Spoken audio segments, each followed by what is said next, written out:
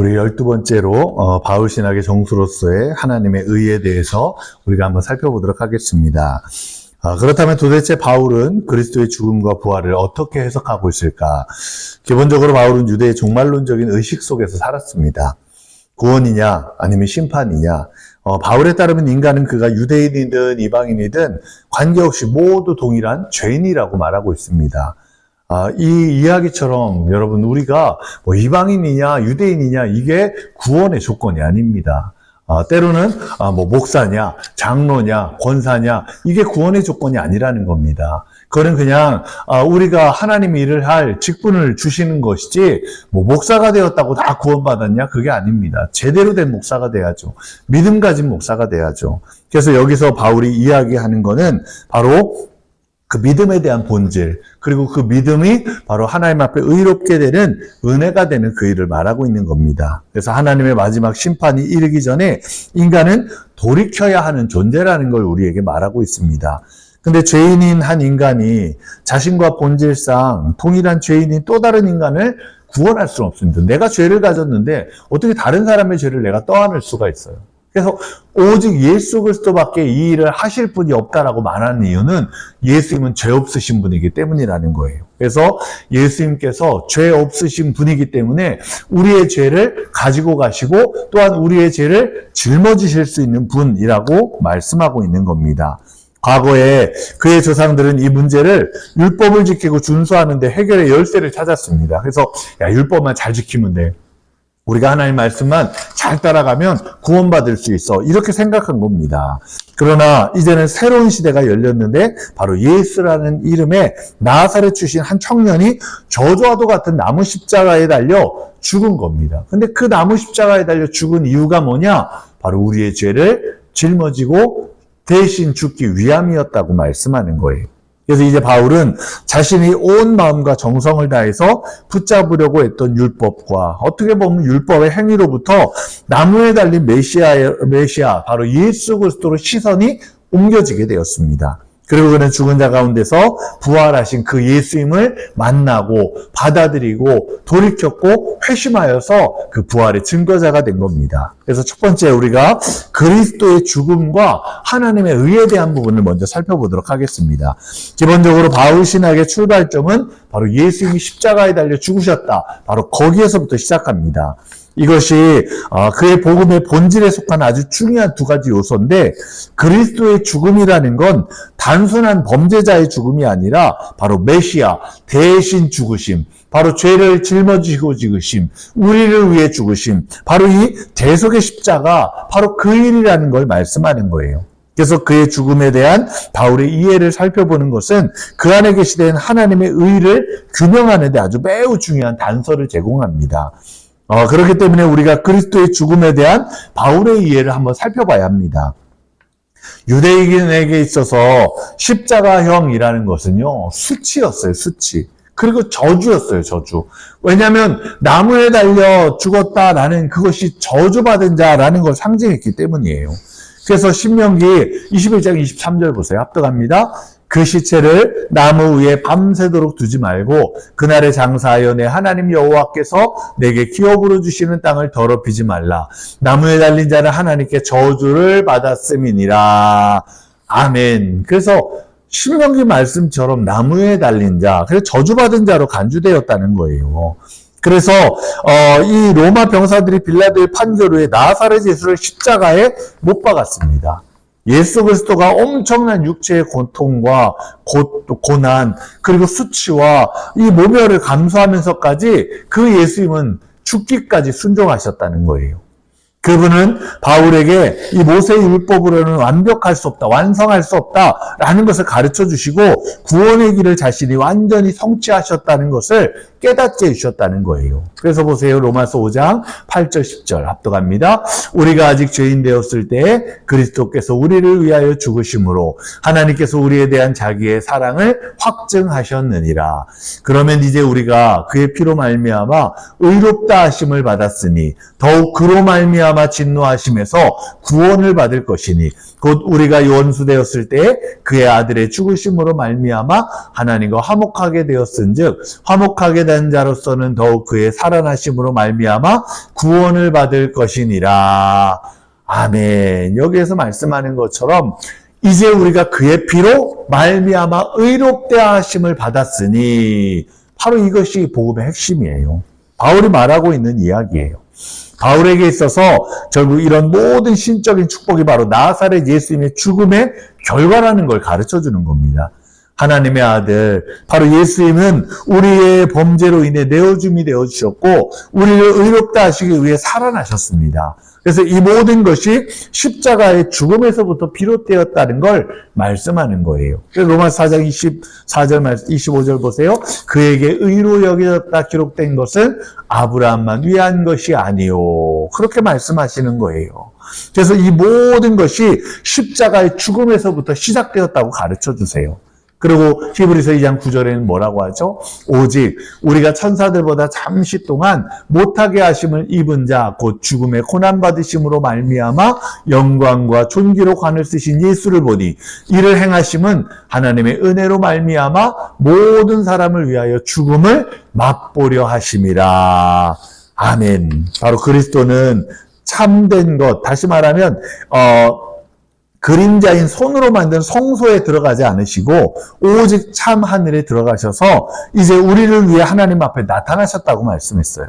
그래서 대제사장이 해마다 드렸던 그런 속죄 제사를 드려야 했는데 이제는 단번에 죽으심으로 예수님께서 그 속죄 제물이 되셔서 오늘 우리에게 완전한 그런 바로 속죄의 일들을 행하셨다고 말씀하는 거예요. 히브리서 9장 26절 보세요. 그리하면 그가 세상을 창조한 때부터 자주 고난받아야 할 것이로되 이제 자기를 단번에 제물로 드려 죄를 없이 하시려고 세상 끝에 나타나셨느니라.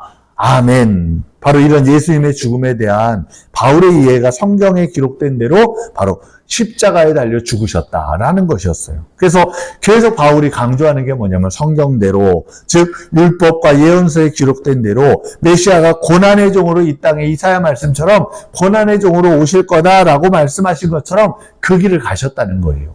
그리고 그 길을 순종하셨다는 거예요. 다른 수단을 통해서는 도저히 해결할 수 없는 그 간국을 메울 수 있는 유일한 중보자로 바로 예수님께서 고난의 십자가를 지셨다는 걸 바로 말씀하고 있는 겁니다.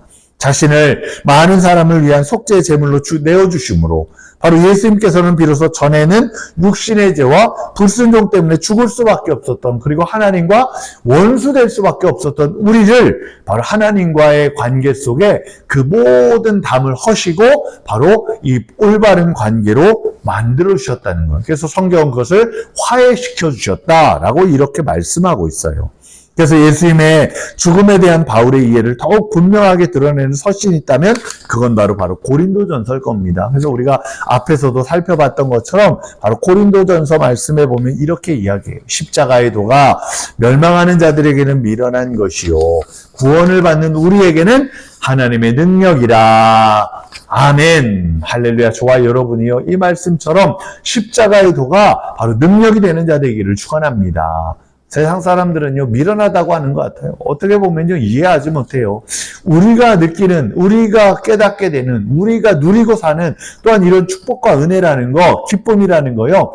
여러분, 예수님 모르는 사람들은 몰라요. 뭐라고 하는지 아세요? 야, 너희들은 맨날 시간도, 교회에 그렇게 많이 갔다가, 주고, 그 다음에 너희들 물질도, 돈도 다 그렇게 내면서까지, 그렇게 살아야 되냐? 그러면서 참 뭐라고 하냐면, 야, 너희들 참 힘들게 산다 그럽니다. 근데 여러분, 예수 믿는 우리는 힘들지 않아요. 오히려 그게 기뻐요, 그게 너무 기뻐가지고요, 그것이요, 하나님 앞에 감사가 되는 거예요.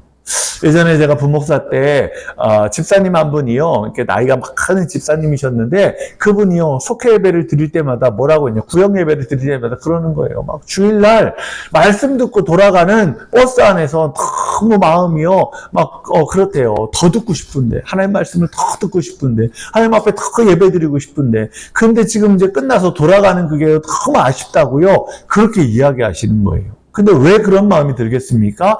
하나님 앞에요, 이 신앙생활하는 게 기쁨인 거예요. 하나님을 알고 그 예수 그리스도를 알고 그 주님이 주시는 기쁨을 만끽하니까요, 오히려요 말씀을 듣고 또 하나님 말씀대로 살아가고 그렇게 애쓰고 힘쓰는 모든 삶이요 기쁨으로 변화되는 거예요. 만약 예수님이 이스라엘 구원할 진정한 메시아라면 그때요 신명기 이런 말씀에 나오는 저주에 꺼리끼는 것, 여기에도 보세요. 저주에 꺼리끼는 것, 굳이 이걸 감수하고라도 나무에 매달려 죽어야만 했는가라고 질문할 수 있어요. 왜냐? 유대인들에게는요 이 나무에 매달려 죽는 게 저주받은 거예요.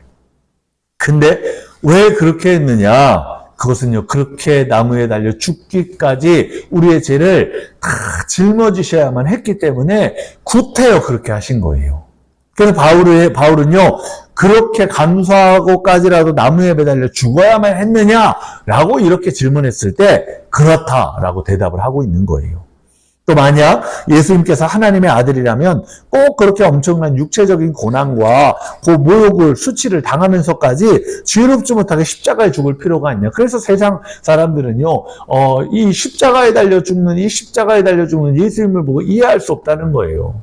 아니, 구원자라고 하면, 하나님의 아들이라고 하면, 권능자라고 하면, 어떻게 보면 다스릴 자, 정말 그 권능을 펼치고, 막 그들에게 막 그런 힘으로, 능력으로 보여주면서, 근데 그게 세상의 방법이잖아요. 세상의 방법은 어때요? 나 이렇게 힘세다. 나 이렇게 재력이 많다. 나 이런 사람이니까 너희들 나한테 잘 보여야 돼. 너희들 나한테 엎드려야 돼. 이게 세상의 방법이에요. 근데 예수님은 그러지 않으셨어요. 가장 낮은 자로 오셔서요. 오히려 죽기까지 우리의 죄를 다 감당하시고 자신이 죽으면서 우리를 살리신 바로 그분의 모습을 깨닫게 되는 거예요. 그래서 바울은 바로 이런 예수님의 십자가를 바로 그렇게 오늘 우리에게 전하고 있는 겁니다. 그렇기 때문에 바울이 자신이 전한 십자가의 도가 인간의 철학과 사상이 아니라 오직 성령님이 가르쳐준 바대로 전하여 준 하나님의 능력에 있다라고 이렇게 말씀했고, 그는 인간의 지성을 통한 사유의 언어로 가르친 말이 아니라 하나님의 지혜는 오직 성령님이 가르쳐 주신 것으로 분별할 수 있다라고 이렇게 주지시켜 줬어요.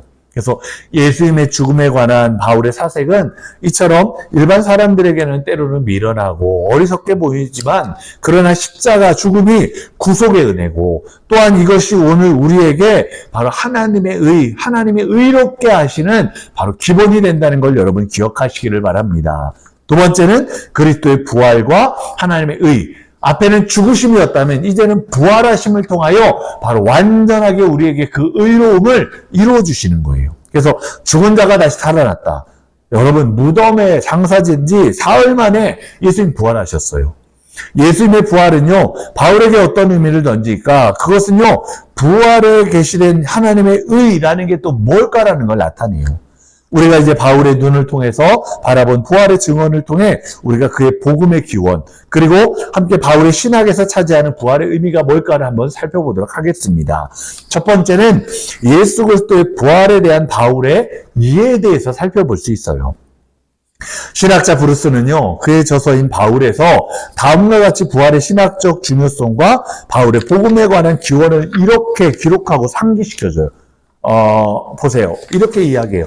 바울을 회심시킨 것은 계시로서의 복음이었다. 바울이 회심하기 이전에 다른 사람들은 예수를 부활하신 주로 고백했었다. 그러나 그들의 증언은 바울을 회심시키지 못했다. 오히려 그들의 증언은 바울을 자극하여 전심전력으로 그들을 반대하도록 만들었다. 그들의 증언은 바울의 귀에는 신성모독으로 들렸던 것이다. 바울로 하여금 예수가 진실로 부활하신 주라는 것을 확신케 할 수 있었던 유일한 사건은 다메섹 도상의 계시였다. 부활하신 주님이 바울에게 개인적으로 나타나셔서 자신을 예수라고 밝히셨다. 이건 그 이후로 그가 전한 복음의 핵심이 되었다. 그가 복음을 아는데 지상의 어떤 증인도 도움을 주지 못했고 예수 그리스도의 계시만이 유효했다라고 이렇게 말하는 거예요. 여기서 인용한 복음의 핵심에 관한 브루스의 설명은 바울이 갈라디아서 1장 11절에서 12절 말씀에서 밝힌 것과 같아요. 자신이 전한 복음은 사람의 뜻으로 된 것이 아니라 오직 예수 그리스도의 계시를 통해 주신 복음이라는 거예요. 그래서 바울에게 어떻게 보면 사람들이 전하고 있는 증언이라는 것은요, 정말 사람들의 말은요, 그에게 영향을 주지는 못했어요. 왜냐, 그의 막 가치관이 확고했고, 그가 가지고 있는 의로움이 확고했어요. 내가 의로운데 사람들이 그렇게 말하는 게 전혀 들어오지 않는 거예요. 보세요. 여러분, 세상에요, 자기가 잘한다는 사람들, 그 사람들은요, 남의 말 듣지 않아요. 자기가 잘하고 자기가 의롭다는 사람은요, 어떤 걸 갖다 대도요, 내가 옳대요. 내가 그냥 하는 대로 한대요. 근데요, 그게 어디서 깨지냐? 바로 예수 그리스도의 십자가를 경험하고 그 예수 그리스도의 부활을 경험한 바로 그 일이 일어날 때 우리가 깨지는 거예요. 바울도 마찬가지였어요. 하나님이 이 예수 그리스도 부활하신 주님을 만나게 하셨을 때, 그게 계시의 말씀으로 그에게 들려졌을 때 그가 깨졌어요. 그래서 그는 바로 이 계시의 복음을 우리에게 말씀하고 있는 겁니다. 또한 그리스도의 부활의 의미와 관한 바울의 대표적인 진술 가운데 하나는 로마서 서두에 나오는 다음의 진술이에요. 이 단락은 비록 7개의 절로 이루어져 있지만 헬라어 성경으로는 하나의 문장이에요. 그 가운데 로마서 우리가 1장 3절, 4절 말씀 보면 이렇게 얘기하고 있어요. 그의 아들에 관하여 말하면 육신으로는 다윗의 혈통에서 나셨고 성결의 영으로는 죽은 자들 가운데서 부활하사 능력으로 하나님의 아들로 선포되셨으니 곧 우리 주 예수 그리스도시니라. 아멘. 여기에 보면 이 짧은 고백 안에 바로 예수 그리스도의 정체성에 관한 모든 것들이 요소가 집약되어 있어요. 우선 관찰할 수 있는 게요, 그의 아들은 육신으로는 다윗의 혈통이었대요. 이 사실이 뭘 얘기하는지 아세요? 다윗의 자손 가운데 메시아를 보내주겠다라고 말씀하셨거든요. 그 일이 이루어지는 거예요. 또한 여기에 보면 성결의 영으로 하나님의 아들이라는 걸 선포되고 확정하시는 거예요. 그래서 예수님께서 이 땅에 오셨을 때 세례 요한에게 세례를 받을 때 하늘이 열리고 비둘기같이 성령이 내리셨는데 그때 하늘의 음성이 들렸어요. 하나님이 확증하시는 거예요. 선포하시는 거예요. 내 사랑하는 아들이다. 내 기뻐하는 아들이다. 하나님이 가르쳐 주시고 확증해 주시는 거예요. 그래서 성결의 영이라고 말하고 있는 거예요. 그래서 이분이 그리스도라고 확증해 주는데, 그리스도, 우리가 여기 보세요. 우리 주 예수 그리스도. 그래서 우리가 예수 그리스도 그러잖아요. 어떤 사람들은요, 예수 그리스도가 이게 이름인 줄 알아요. 그래서 한성수처럼 한이 성이고 성수가 이름이라고 이야기하는 것처럼, 예수가 이름이니까 그리스도가 그럼 성인가? 이런 생각을 하는 거예요. 그런데 아니에요. 이건 두 가지 말이 합쳐진 거예요. 예수라는 말, 이름이었잖아요. 그리고 그리스도라는 말, 기름 부음 받은 자, 메시아, 이런 뜻이에요. 메시아 예수예요. 그리스도 예수라는 건 기름 부음 예수, 바로 보내주시겠다고 약속하신 그분이 예수다. 근데 놀라운 건요, 예수라는 이름도요, 그 백성을 구원할 자라는 이름이라는 거예요. 그리고 그것도 누가 가르쳐 주신 이름이냐? 하나님이 가르쳐 주신 이름이에요. 천사 가브리엘을 통해서 마리아에게 나타나서 너가 이제 잉태할 거다, 임신할 거다, 그 아들을 예수라고 해라. 가브리엘을 통해 가르쳐 주세요. 그래서 이 이름, 예수라는 이름도 마찬가지고 그리스도라는 이름도 마찬가지인데 바로 이 구원자, 메시아라는 사실을요, 드러내고 있는 거예요. 그래서 예수님의 부활에 대한 바울의 이해를 살펴볼 수 있는 또 다른 본문들은 고린도전서에 나오는 단락들을 살펴볼 수 있어요. 보세요. 15장 말씀 우리가 합독합니다. 내가 받은 것을 먼저 너희에게 전하였노니 이는 성경대로 그리스도께서 우리 죄를 위하여 죽으시고 장사 지낸 바 되셨다가 성경대로 사흘 만에 다시 살아나사 게바에게 보이시고 후에 12제자에게와 그 후에 500여 형제에게 일시에 보이셨나니 그 중에 지금까지 대다수는 살아있고 어떤 사람은 잠들었으며 그 후에 야고보에게 보이셨으며 그 후에 모든 사도에게와 맨 나중에 만삭되지 못하여 난 자 같은 내게도 보이셨느니라. 아멘. 여기 말씀에서 증언을 통해서요, 바울은 예수님의 죽음의 목적과 부활의 이유에 대해 자신을 포함한 다수의 증인들의 경험들을 이야기해요. 근데 시간 순서대로 개략적으로 설명을 하고 있는데 3절 4절에서 중요한 게 뭔지 아세요? 성경대로라는 거예요. 성경대로.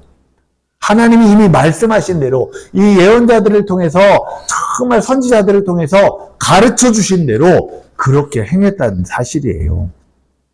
그래서 예수님의 대속적인 죽음과 부활도 마찬가지로 성경대로 이루어진 사건이에요. 이사야서 말씀해 보면요, 다 글들이 나와요. 예수님께서 고난당해야 하고 정말 양 같아서 우리는 작게 제 길로 갔는데 그 모든 죄를 그에게 담당시키셨도다. 이사야 말씀에서 말씀하는 거예요.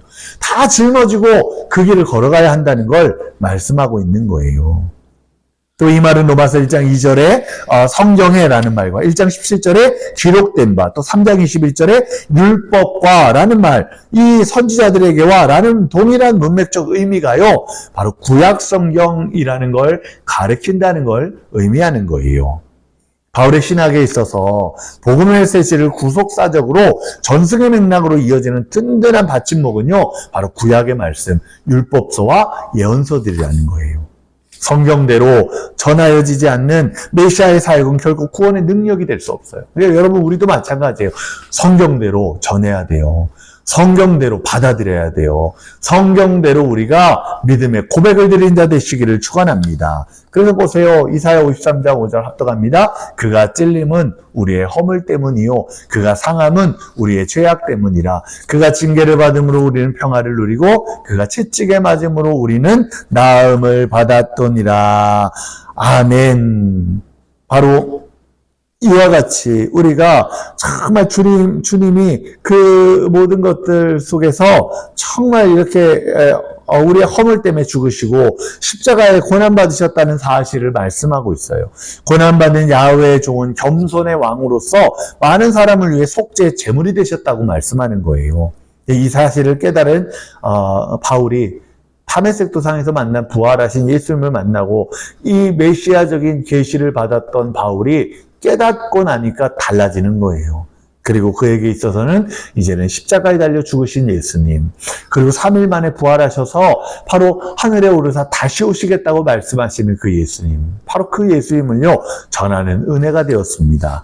두 번째는 그리스도의 부활과 하나님의 의에 대한 것들을 또 말씀하고 있는데, 우리가 여기에서 우리의 일들 속에서도 마찬가지로 이 일들이 우리가 전하고 있는 일들 속에서 우리가 예수님의 그런 것들을 보게 됩니다. 그래서 부활하시고 하나님의 의로 이 땅에 오셨던 모든 것들, 그래서 이 일들을 말씀하는데 로마서 1장 16절 17절 합독합니다. 내가 복음을 부끄러워하지 아니하노니 이 복음은 모든 믿는 자에게 구원을 주시는 하나님의 능력이 됨이라. 먼저는 유대인에게요 그리고 헬라인에게로다. 복음에는 하나님의 의가 나타나서 믿음으로 믿음에 이르게 하나니 기록된 바 오직 의인은 믿음으로 말미암아 살리라 함과 같으니라.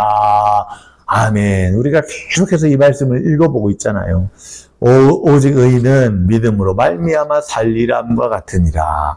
아멘. 다른 걸 다 제쳐두고도요, 단지 16절만 놓고 볼 때 이 문장의 명제는 보다 단순하게 기술될 수 있어요. 그건 이 복음은 모든 믿는 자에게 구원을 주시는 하나님의 능력이다라는 거예요. 사도 바울이 이 진술에는 복음이라는 건 그저 선포하는 복음이 아니라 하나님의 능력이 나타난다는 걸 의미하고 있어요. 복음의 능력이 미치는 범위는 예수 그리스도의 오심, 또 사역, 죽음, 부활, 승천, 재림, 그걸 온전히 믿는 모든 자들에게 주신다고 약속하는 거예요. 그래서 여러분, 오늘 우리도 이 구원의 능력, 믿음의 능력, 모든 것들을 붙드는 자 되시기를 축복합니다. 그래서 복음을 믿음으로 받아들이냐, 아니면 하나님의 의의 표징인 심판대 앞에 정죄받고 사망 선고를 당하느냐 하는 선택이 우리 앞에 놓여 있는 겁니다. 그래서 구약의 말씀에는 뭐라고 하고 있냐, 우리 앞에 정말 생명과 저주가 있고, 또한 화와 축복과 저주가 있고, 그다음에 생명과 저 죽음이 있다라고 말씀하고 있는 거예요. 이 두 가지 길이 우리에게 펼쳐져 있어요. 어느 길로 가느냐라는 것들을 가르쳐 주시는 게 이게 하나님 말씀의 의미이고, 또한 이 일들을 따라 우리가 하나님 앞에 의롭게 되는 삶을 살아가게 되는 거예요. 결국 복음이란 건요, 모든 믿는 자들에게 구원을 주시는 하나님의 능력이 되고, 또 예수 그리스도의 부활을 통해 계시된 하나님의 의로움, 바로 그것이 된다는 걸 말씀하는 거예요. 그래서 세 번째로 바울 신학의 그런 본질로서의 하나님의 의가 뭐냐. 첫 번째는 종말론적 구원에 대한 바울의 이해를 볼 수 있는데, 하나님의 구원 사역에 있어서 마지막 때의 결정적 사건이 바로 십자가에서의 예수님의 죽음이고 또한 그의 부활 사건이라는 걸 암시해주는 말씀을 해요. 그래서 보세요. 로마서 3장 21절 이제는 율법에 하나님의 한 의가 나타났으니 율법과 선지자들에게 증거를 받은 것이라. 아멘. 하나님의 의가 나타났다는 게 뭐예요? 그게 바로 예수 그리스도 성령의 은혜, 십자가의 의, 바로 그것을 말씀하고 있는 거예요. 그래서 이것을 믿는 자에게 주시는 구원의 은혜, 이걸 말씀하고 있어요. 바로 종말론적 계시로서의 하나님의 의라는 건요, 이제 예수 그리스도의 십자가 사건을 통해 결정되고 드러나요. 이건요, 다시 오실 주님도 마찬가지예요. 그 일들을 따라가고 있냐, 끝까지 정말 그 일들을 우리가 붙들고 가고 있느냐, 하나님 앞에 의롭다고 인정받으며 살아가고 있느냐, 그걸 하나님 보시는 거예요. 그래서 우리가 마지막 때 주님 다시 오실 때 그 일들 속에서 주님 앞에 인정받는 자 되시기를 축원합니다. 그래서 골로새서 1장 13절 14절 말씀에는 뭐라고 했냐? 그가 우리를 흑암의 권세에서 건져내사 그의 사랑의 아들의 나라로 옮기셨으니 그 아들 안에서 우리가 속량 곧 죄사함을 얻었도다. 아멘. 이제는 하나님 나라가 그 구원을 지닌 모습으로 현실이 되었다라고 말씀해요. 예수님은 메시아로서 바로 죽은 자 가운데서 다시 살아나서 잠자는 자들의 첫 열매가 되셨습니다. 이게 참 중요한 게 첫 열매라는 게 뭐죠? 두 번째도 있고요. 세 번째도 있고요. 네 번째도 있다는 거예요. 주님이 열어놓으셨어요. 그래서 우리가 그 주님을 따라가기만 하면 이제 두 번째 열매가 되기도 하고 세 번째 열매가 되기도 하고 네 번째 열매가 되기도 하는 거예요. 아담 안에서 모든 사람이 죽은 것 같이 이제는 그리스도 안에서 모든 사람이 삶을 얻게 되었다라고 고린도전서 15장 22절에 말씀하고 있어요. 그러나 각각 차례대로 될 것인데 먼저는 첫 열매인 그리스도, 그리고 다음에 뭐예요? 강림하실 때 그를 붙든 자, 바로 믿음으로 예수님 앞에 의롭다고 인정받는 자죠. 그를 붙들고 산다는 게 뭐예요? 주님 앞에 의롭다고 인정받고 우리가 그 말씀을 따라서 나아가는 걸 이야기하는 거예요. 그래서 고린도전서 15장 23절 말씀에서는요. 고린도전서 15장 23절 말씀에서는 이렇게 말씀했어요. 그러나 각각 자기 차례대로 되리니 먼저는 첫 열매인 그리스도요. 다음엔 그가 강림하실 때 그리스도에게 속한 자요. 아멘. 그래서 이 일들을 통해서 바로 예수님께 속한 자, 그에게 바로 그 일들을 행하여 주신다라고 말씀하시는 거예요. 결국 바울이 말하는 종말론적인 구원의 종착은요, 바로 예수 그리스도의 재림이라는 걸 말씀하고 있습니다. 그러나 그 재림은 예수님의 죽음과 부활을 통해 이미 시작을 열어주신 거예요. 그래서 그 일들이 시작되었고 우리가 그 일들 속에 나아가게 된다는 것을요, 가르쳐주고 계시는 거예요. 그렇기 때문에 어떻게 보면 결국 믿는 자들의 종말의 시작, 이미 already예요, already. 그리고 종착점, 아직 not yet. 그리고 긴장 속에서 우리가 살고 있는데, 그러나 믿는 자들은 이런 긴장 속에서 결코 두려워할 것이 없어요. 왜냐? 여러분, 신랑으로 주님을 맞이하는 거예요. 준비된 자는요, 아무 걱정이 없어요. 그래서 마태복음에 나오는 이 열처녀의 비유가 마찬가지잖아요. 열처녀가요, 다 정말 어떻게 해서 등도 준비했고요, 기름도 준비했어요. 10명의 처녀는요, 신랑을 기다리고 있는 거예요. 근데 문제는 신랑이 언제 오느냐를 모르는 거예요. 지금 여러분 우리의 삶도 마찬가지예요. 주님이 언제 오실지를 몰라요. 그런데 우리도요, 등도 들고 있어요. 하나님 말씀도 있어요. 그래서 성령, 하나님 밝혀가지고 이 신랑을 맞이하려고 성령도 이렇게 우리가 받고 나아가고 있어요. 근데 문제는 뭔지 아세요? 언제 올지 모르는데, 이 정도면 되겠지. 이 정도면 난 충분해. 그러고선요, 5 처녀는요, 어떻게 했어요? 불을 지금 밝히고 있는 것만으로 괜찮다는 거예요. 지금만 그냥 내가 밝히고 있으면 되니까 괜찮아 그런 거예요. 근데 나머지 슬기로운 5 처녀는 어땠어요? 나중을 생각하는 거예요. 지금이 아니라 지금은 불을 밝힐지 모르지만 신랑이 언제 올지 모르는데 그때까지 불을 밝혀야 된다는 걸 생각하는 거예요. 그러니까 그때까지 불을 밝히기 위해 필요한 게 뭐예요? 기름을 준비하는 거잖아요. 그러니까 가서 준비해 오는 거예요. 그리고 거기에 말씀해 보면요, 이 열처녀가요, 기다리다 다 잠들고 말았대요. 그런데 중요한 건 준비가 된 사람은요, 잠들지 몰라도요, 이 신랑을 맞이할 수 있다는 사실이에요. 그래서 오늘 우리도 마찬가지예요.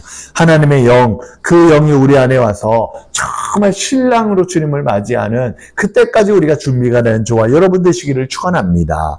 구원의 계시와 하나님의 의를 보면 바울은 로마서 3장 1절 말씀에서 그런즉 유대인의 나음이 무엇이냐 이렇게 말씀했고 가상의 대화자에게 질문하는 것처럼 이야기해요. 앞뒤 문맥으로 판단하건대 이 말은 의미는 유대인이 이방인보다 특별히 더 낫다라고 할 수 없는 의미가 들어있어요. 뭐 할례의 증표 이런 것들이 이것 뭐 유대인의 나음 이런 것들을 보장할 수는 없는 거예요. 구약의 이스라엘 백성들에게 그들의 삶에 있어서 가장 결정적인 전환점 중에 하나가 바로 출애굽일 거예요. 그들이 애굽에서 400년 동안 종살이하던 그들이 인생이 바뀌었어요. 이제는 자유함이 됐어요. 이제 하나님의 백성으로 마음껏 예배드릴 수 있는 그런 자로 주님이 삼아주시는 거예요. 그래서 성경을 보면 그들을 그렇게 이끌어 오셨다고 말씀하고 있는 거예요. 출애굽은요, 이스라엘 백성들에게 구속사의 시작이에요. 또 유월절을 준수함으로 반드시 기억되어야 할 하나님의 구원 역사의 결정판이에요. 그래서 유월절 어린 양 말하잖아요. 예수님의 십자가, 그 십자가를 바라보고 그 십자가 구속 사역을 행하실 예수님을 보고 세례 요한은요, 하나님의 어린 양이로다 라고 말했어요. 왜 어린 양이에요? 바로 유월절 그 구원의 은혜, 다시 말하면 죽음의 사자가 넘어가고 그 죽음의 사자가 넘어갈 수 있도록 그 유월절 어린 양을 잡아 그 피를 문 임방에 발렸던 그때 바로 그것이 구원받게 하는 은혜가 되는 바로 이 일들이 구원받게 하는 그 어린 양 희생 제물, 그 예수님이 그런 제물이 되셨다는 거예요. 그렇기 때문에 이것과 맞먹는 통일한 결정적 사건이 바로 종말의 그리스도, 예수님의 죽음, 부활을 통해 시작하신 구원의 일들. 그 일들은요, 이미 시작했어요. 그리고 아직 끝나지 않았어요. 우리는요, 그 중간에 살고 있는 거예요. 그리고 중요한 건 아직 끝나지 않았기에 우리는 뭐예요? 준비되어야 되는 거예요. 기름을 준비해야 되는 거예요. 하나님의 의로움을 우리가 믿음으로 나아가고 그 믿음으로 하나님이 의롭다고 인정하시며 나아가게 되는 은혜로 살아가야 한다는 걸 깨닫게 되는 거예요. 그래서 이 사도 바울은 이 자신이 전한 복음이 오직 예수 그리스도의 계시로 말미암았다라고 이 갈라디아서 말씀 속에서 그것을 이야기하고 있어요. 그래서 보세요. 갈라디아서 1장 12절 합독하겠습니다.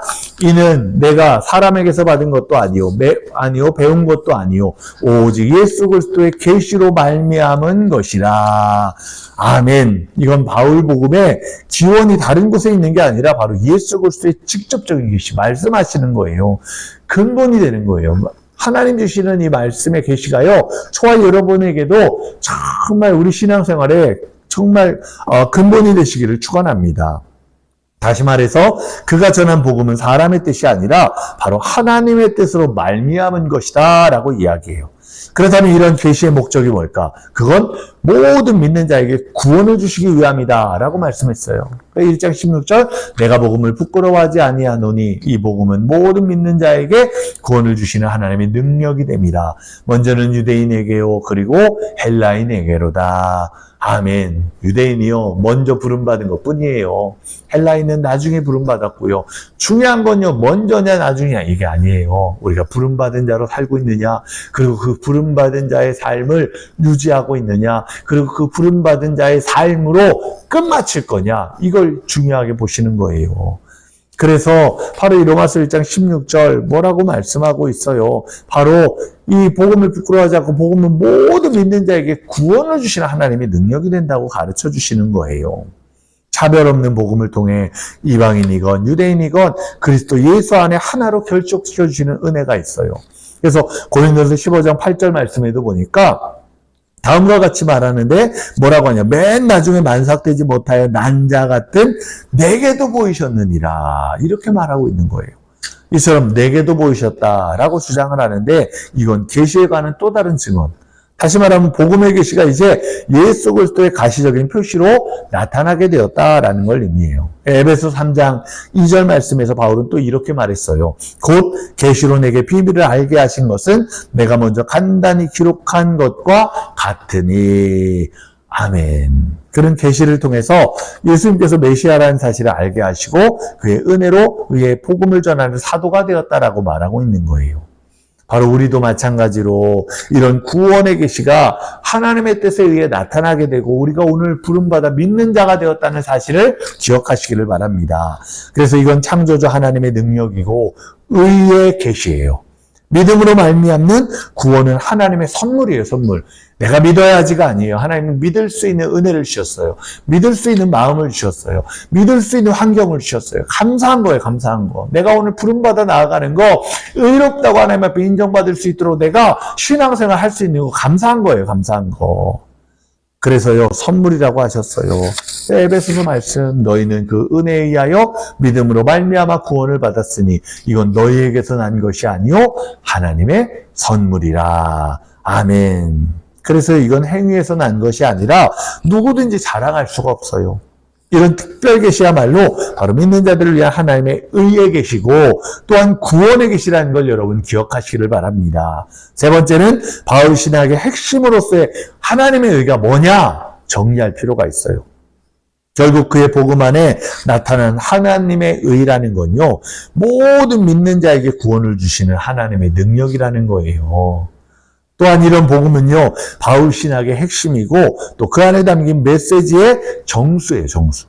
바로 예수 그리스도의 십자가, 죽음과 부활을 통해 성취된 하나님의 의가 바로 나타나게 되었다라고 우리에게 가르쳐 주시는 거예요. 이와 같이 바울의 신학에서 하나님의 의가 그 신학적 중심적인 개념이라는 사실을 증언하는 말씀 가운데 하나가 사도행전 17장에 나와요. 뭐라고 하고 있냐 합독해 볼까요? 알지 못하던 시대에는 하나님이 간과하셨거니와 이제는 어디든지 사람에게 다 명하사 회개하라 하셨으니 이는 정하신 사람으로 하여금 천하를 공의로 심판할 날을 작정하시고 이에 그를 죽은 자 가운데서 다시 살리신 것으로 모든 사람에게 믿을 만한 증거를 주셨음이니라 하니라. 아멘. 이 말씀은 바울이 가장 최근에 철학 사상을 알고자 하는 호기심을 가진 이 에피쿠로스 학파 사람들과 스토아학파 사람들을 상대로 해서 아레오바고에서 행한 복음에 관한 연설 그 중에 하나예요. 일부예요. 근데 이 부분의 논리를 보면, 흐름을 보면, 간단히 살펴보면 첫 번째를 보면 하나님께서 공의로 심판하시는 날을 정하셨다라고 말씀해요. 그리고 두 번째는요, 예수님의 죽음과 부활은 그에 대한 믿을 만한 증거가 된다는 거예요. 그리고 결론이 뭐예요? 이미 30절 말씀에서 언급했는데 바로 결론이라는 건 바로 다 회개해야 된다. 회개해라. 이런 회개의 선포가 나타나는 거예요. 이런 일련의 사태가 발생하게 된 동기는 물론 하나님께서 공의로 심판날을 정하신 뜻이 있기 때문에 지금도 주님은요, 어떻게 보면요, 그날을 정말 우리는 모르지만요, 주님이요, 그날이 분명히 있다고 말씀하세요. 그날이 언제인지 모르지만 우리가 회개하고 돌이키고 주님 앞에 나아가는 하나님의 의로우심으로 살아가는 그런 자가 되어야 한다는 걸 가르쳐 주시는 거예요.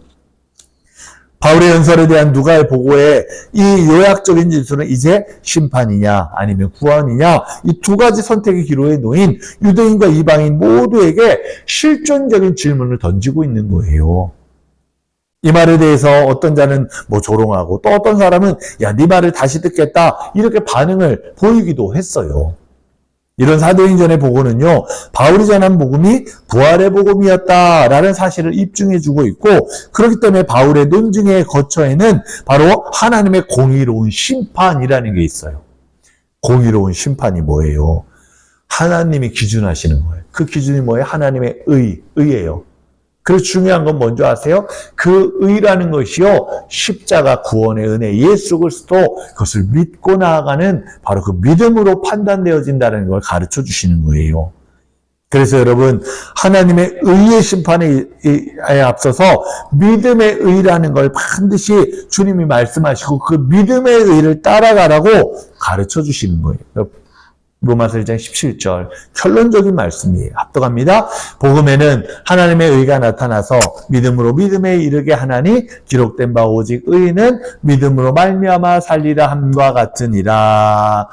아멘. 여러분, 저와 여러분이요, 이 믿음으로 믿음에 이르는 역사가 나타나시기를 축원합니다. 그리고 하나님 의롭다고 인정하시고 그 의롭다고 인정하시는 삶을 주님 오시는 그때까지요, 꼭 붙들고 꼭 이루어가며 놓치지 않고 그렇게 살아가는 저와 여러분 되시기를 주의 이름으로 축원합니다. 기도하겠습니다. 하나님 아버지, 우리는 다 부족하고 연약한 자라는 걸 깨닫습니다. 그러나 오늘 우리가 정말 예수 그리스도 십자가 구원의 은혜를 붙들고 또 그 구원의 은혜로 믿음에 이르게 하셨음을 깨닫습니다. 믿음으로 믿음에 이르는 귀한 은혜가 오늘도 하나님이 의롭다고 인정해 주시는 능력이 되어서 우리의 모든 것들을 붙들고 그 의롭게 살아가는 하나님의 의로 이 모든 일들을 주님을 기다리는 저희가 되게 도와주시옵소서. 언제나 이 말씀을 기억하고 살게 하시고 모든 것들 가운데 함께하게 인도하여 주시옵소서. 우리 주 예수 그리스도 이름으로 기도드렸사옵나이다. 아멘.